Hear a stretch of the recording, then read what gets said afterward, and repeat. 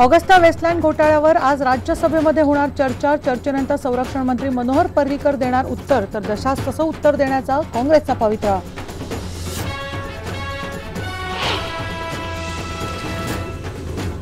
आदर्श सोसायटीची इमारत पाडायला शिवसेनेनं संसदेतही दर्शवला विरोध। बिल्डिंग सरकारनं ताब्यात घेण्याची संजय राऊत यांची सूचना।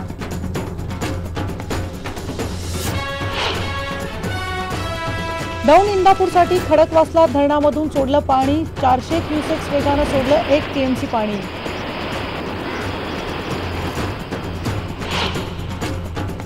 उद्धव ठाकरे मराठवाड्याच्या दुष्काळ दौऱ्यावर, वेगळा मराठवाडा आणि विदर्भाला पुन्हा एकदा केला विरोध। राज्यात दुष्काळाची भीषण परिस्थिती असताना अजून दुष्काळ जाहीर का नाही? हायकोर्टाचा राज्य सरकारला खडा सवाल। रत्नागिरीमध्ये नगर परिषदेकडूनच पाण्याची नासाडी। 3 दिवसांपासून शहरातल्या पाईपलाईनमध्ये गळती, हजारो लिटर पाणी वाया।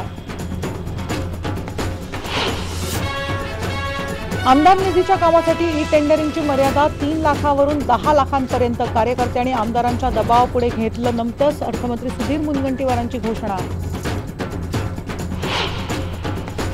पनामा पेपर्स प्रकरणी अभिनेता अजय देवगणचं नाव आलं चर्चेत। ब्रिटिश वर्जिन आयर्लंड कंपनीत अजय देवगणनं शेअर्स घेतल्याची माहिती।